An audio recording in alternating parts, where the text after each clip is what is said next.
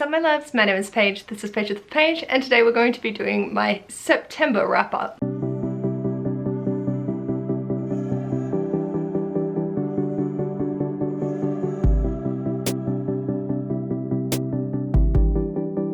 Hello my darlings, welcome to this video. As you may have seen, I posted my September book haul recently and it was quite chaotic. There were a lot of books. There are more books in this stack that I ended up reading in September. I fully blame Sufferathon for this, and also combining Seasonathon and Magical Readathon. So quantity wise, this is the most I've read in a month this year. I do think this used to be like my average back in 2022 and earlier, but full-time work, doing this channel, having a partner, this is an achievement in and of itself, and I'm so goddamn happy. I will preface to say that I didn't hit 6,000 pages read in my stats because I don't count books that I don't finish in the month. But I read 295 pages of The Dragon Keeper by Robin Hobb, but didn't finish it. So technically I read over 6,000 pages, it's just not reflected in my stats. But that was a choice that I made. So let's talk through the 22 books, the stats for those, and then what I'm going to do for this video, because I just don't have the spoons. There was a lot of energy that went into September for SufferaSeasonAthon, Magical Readathon combo. I'm basically just going to give my star rating, and if I have any thoughts, I don't normally do this, but I'm just going to leave my vlogs linked below. Whilst I'm not as coherent, I'm never coherent, but whilst I'm not going in depth in my thoughts, I do mention most, if not all of them, in some capacity. Whereas this, we're going rapid fire because this is intimidating. To dive into the stats, like I said, I read 22 books in September, which equated to 5,877 pages, which is 196 pages per day. What the fuck? And works out to be 267 per book. So definitely took a hit on my reading 60% over 300 pages, but honestly I had a really grand time and I've been meaning to clear off some of these books for the longest time, so I'm really happy that I did get through that. And my TBR, if you check out my haul, is looking mighty fine now, even with all the books I did haul. So in terms of page breakdown, I had one that was less than 100 pages, 11 in the 100 page range, 3 in the 200s, 2 in the 300s, 3 in the 400s, and 2 in the 600s. My average rating was a 4.3. I read 1 classic, 5 contemporary, 1 erotica, 5 graphic novels, 1 horror, 1 mystery, 1 non-fiction, and 1 sci-fi. In terms of format, I listened to 1 pure audiobook, 1 solely ebook, 6 physical books without any assistance, then I read 14 books in physical audiobook combo. In terms of age range, I read 1 middle grade, 5 young adult, 6 new adult, and 10 adult titles. In terms of rating, I had 1 1-star, 2 3.5s, 5 4 stars, 7 4.5, and 7 5 stars. That fucking 1-star read threw me. And I do go on a rant. I will probably go into a rant about it here, but I read 9 standalones. I started 2 new series. I continued with 10, although 4 of those were from the same series, and I completed 1 series. My biggest book was The Winners by Frederick Blackman, which was 672 pages, and my smallest book was Power to the Princess by Vita Murray, and that was 95 pages. And in terms of my listening hours, it's actually smaller than most months because I ended up putting my audiobooks back to 3 times speed, and it was 57 hours. So that's nuts. Let's talk about the books, my rating, and off we go. The first challenge for Sufferathon that I got was to have a stack of 8 of the shortest books on my TBR, and I had to read or unhaul them in accordance with heads or tails. Starting off Sufferathon strong, basically everyone that I wanted to read I didn't get, and I was just going to have to unhaul it, and the ones that I didn't want to read and were happy just to unhaul ended up being reads. I read a fuck ton. The first was Power to the Princess by Vita Murray, and this was actually supposed to be an unhaul book, but I wanted to read it for Bookymon because I needed one that was less than 100 pages, and this was the only thing on my TBR that fit that. I do know I could have gone to the library, but trying to work off my shelves, so I went with this one. I have read it and gave it a 4 stars and happy to unhaul this. I think that it will be better in the hands of kids that get to see reimaginings of Disney princesses to make them more independent and have their own dreams and aspirations that we get to follow. So really enjoyed it, but happy to not hold on to it. Then I read A Clockwork Orange by Anthony Burgess, and this actually surprised me. I ended up giving it a 3.5. Really uncomfortable for the first 2/3. The last third I actually enjoyed. Don't understand. I'm gonna hold on to it in the Penguin Classic, same as the Sonnets. They will probably end up in an unhaul at some point, but for now, I'm going to hold on to them. And I'm not actually mad that I read this. Then I picked up Veronica Decides to Die by Paulo Coelho, and again, 3.5. It was an interesting read, very philosophical, kind of mindfucky, and definitely has a lot of content warnings to be wary of as the protagonist attempts a drug overdose in the first like 10 pages, if that. Just be very mindful of it. I think it's an interesting book, but it's not really one that's going to stick with me, but it's staying on my shelves because Ash really wants to read this author, and I do think that he will get a lot of enjoyment out of it, or a lot brain stuff from it, because I don't have any. Then Dead Poets Society by N.H. Kleinbaum, 1 star. Fucking hated this. Utter shite, horrible, makes me furious every time I think about it, and it will be going in the recycling bin. This is, no. Dead Poets Society is one of my favorite movies of all time. It is absolutely beautiful, a cinematic masterpiece. Robin Williams' character just, knew what was going to happen by the end, and I appreciate if people haven't seen the movie picking this up and falling in love with it, but also like, don't waste your time, go watch the movie. I saw Books with Emily Fox read this, and she said like the same thing. There's scenes that are not going to be good. She doesn't recommend it, but I was like, oh my god, Dead Poets, I have to pick it up. You don't have to pick it up, please don't pull at me. It's not worth it. It genuinely is not worth it. One of the characters commits SA, where in the movie he does nothing of the sort, and there's like real objectification of women done by Robin Williams' character that was never done in the movie. Just don't. It's not worth it. If you want me to talk more details, check the blog, because I definitely talk about spoilers there, or message me. More than happy to vent about what a piece of shit this is. Continuing on. After that, I needed a palette cleanser because I was fuming for hours. And I ended up picking up The Gargoyles Captive by Katie Robert. 5 stars. Katie Robert can do no wrong in my eyes. This just, chef's kiss. I genuinely like, I love this, so there isn't any thoughts. I go in for Katie Robert to have a good time, have excellent smut, she delivers, I'm a happy camper. That's really all that I need. Monster romance, the dude's a gargoyle. Good time. Then I read Convenience Store Woman by Sayaka Murata. This was supposed to be an unhaul, and obviously it would have just been sitting on Ash's shelf, but I didn't want to. When it came up, I was like, well, looks like I'm reading it, because I don't want to just have to take this off my TBR.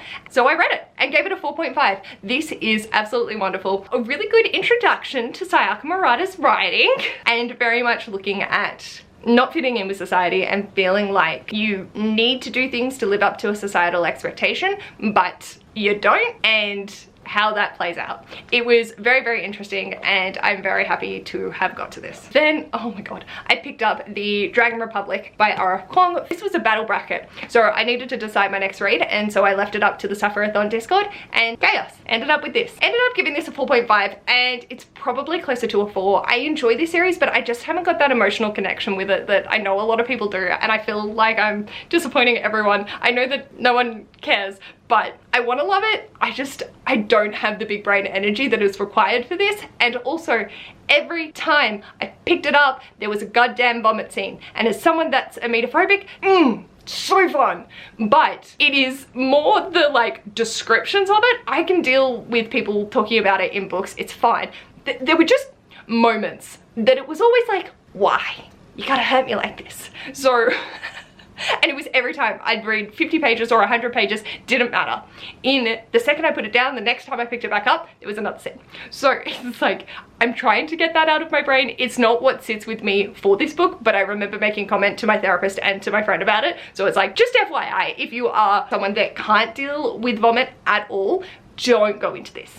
It will hurt. But I'm really, really curious to see where Rin ends up, because shit's going down. There's a lot of chaos in this, and I do really enjoy seeing the character growth. I'm just not as invested with every character, and that's probably my fault for Professor Merv's challenge of reading the longest book on our TBR, I went with my September TBR. I ended up reading The Winners by Frederick Backman. This is a buddy read with Crystal from Bon Book Reviews, and I'm pretty sure Crystal hasn't finished it, but that is a-okay, because I sobbed my way through this. Like, this hurt so much. I was reading a library copy and I immediately purchased this and figured out that Amazon is doing next day delivery in Australia because I wanted to tab the shit out of it. But then I needed to keep reading, so I couldn't tab it. But now I'm like, I want to go back, but I'm also like, I'm gonna be hurt just looking over this again. I don't know if I can. But fabulous. This is the third in the Beartown series, and we're continuing on with the events from the first one and the town's reaction and the conflict between two towns. And it just, Bachman knows how to hurt me. That's it. That's it. Feelings. Then I picked up Speak by Laurie Halls Anderson, again 5 stars. I do wish I had have read this years ago when I first heard about it, but honestly I still think this is so valuable, and the way that Melinda had to carry her pain and the way that it was portrayed in this was absolutely beautiful. I do highly recommend. Again, continue with the triggers. I had a really depressing month. Also, trigger warnings for winners. There was a lot happening, a lot of feelings, and I'm so happy that I picked this up because it was a 5-star read and just absolutely beautiful. I don't want to go too much into it, but just know that a girl called a cops at a party and then really struggles to be able to speak about it and the reason why. And there is a lot of exploration in her, in feeling in herself, and being able to find that confidence to be able to speak up again. And it just...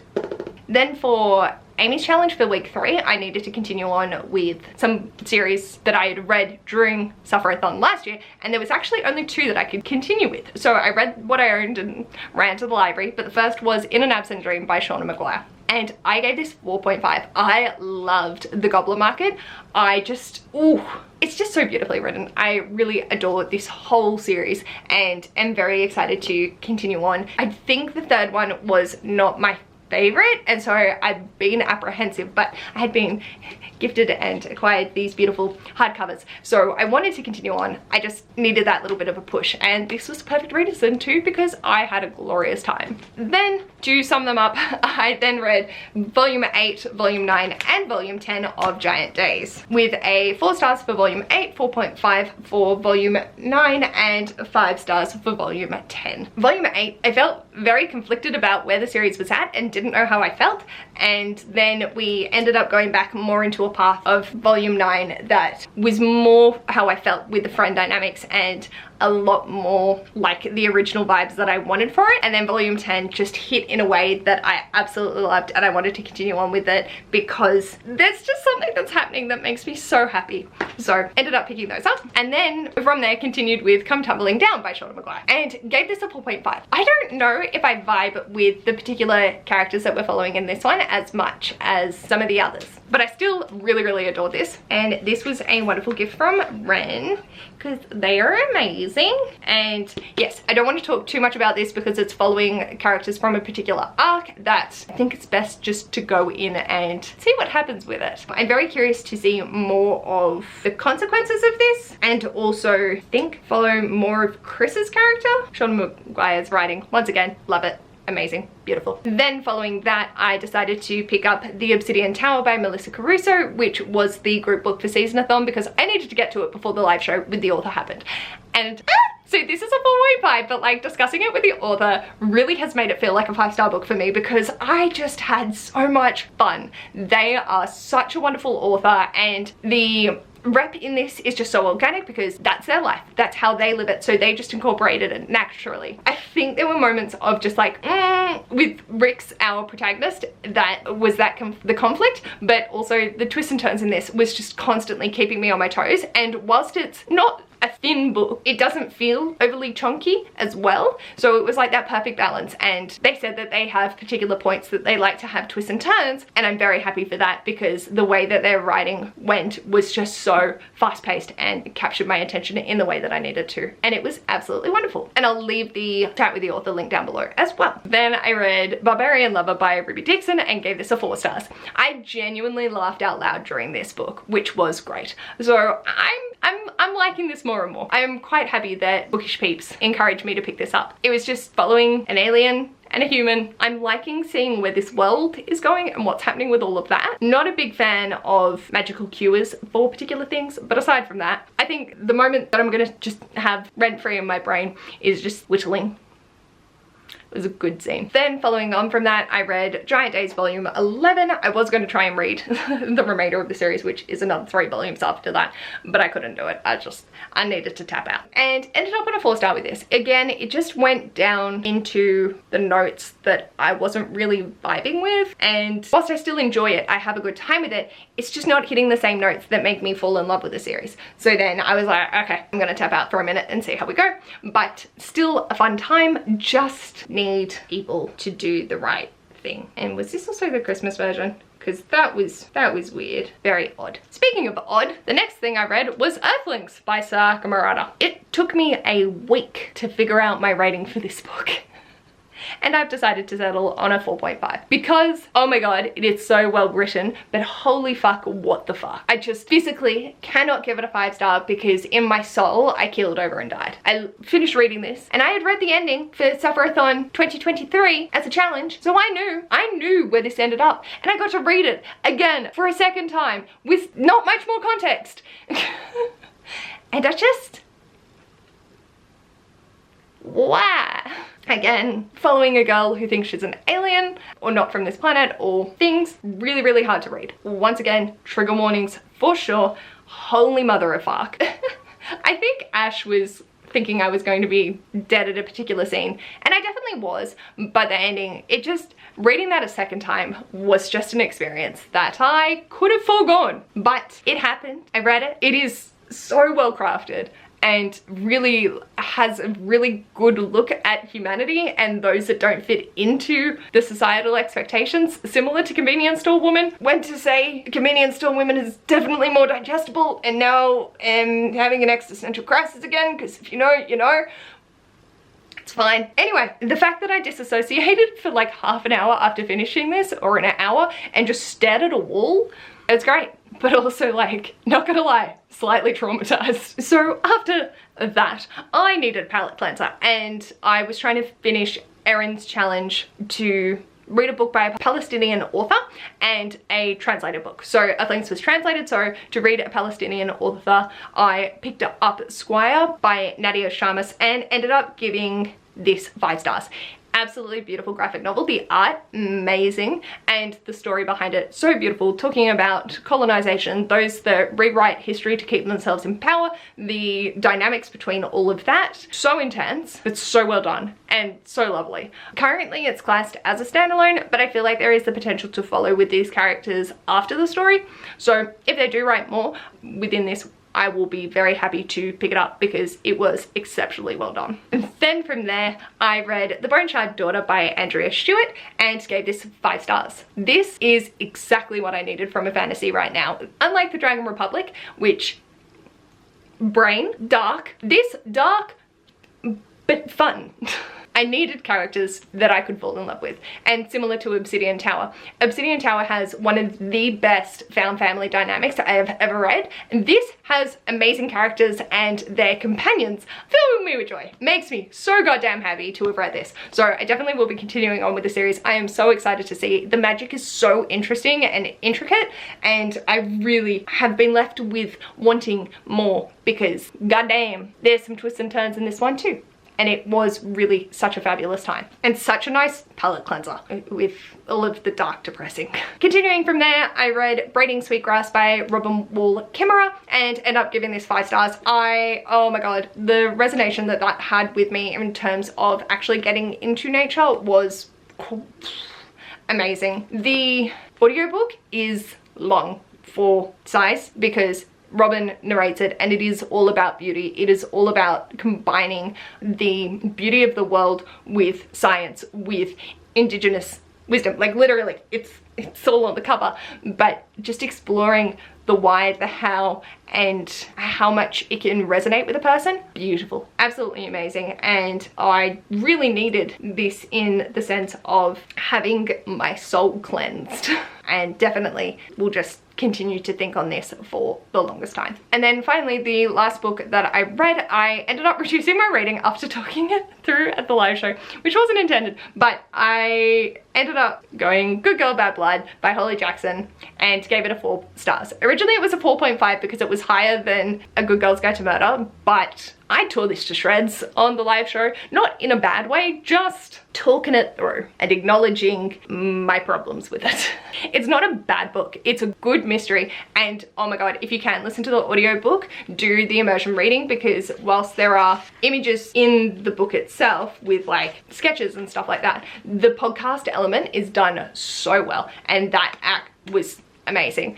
I'm really struggling to find Pip's character one that, it's not a matter of rooting for her, but I actually care about her actions, because I don't. But it was fun getting to the point. I didn't dislike reading it. It was very cute how they progressed, and like with Pip encouraging a family to do particular things. It's just one where when I talk about it with people, I'm like, oh yes, I had a lot of good highlight, but those negatives are actually a little bit higher than I thought they were. 4 stars. Really happy to have continued with this and continued with the series. Very nervous about the 3rd one because I have not heard good things, but it's okay. We'll read it as a group and we'll sob together, right? And then, like I said, I read 295 pages of The Dragon Keeper by Robin Hobb, but at the point of filming, which is the 7th of October, I still haven't finished it. After that, I needed a break. Unlike my haul, because these are slightly shorter, I can actually fit it into frame.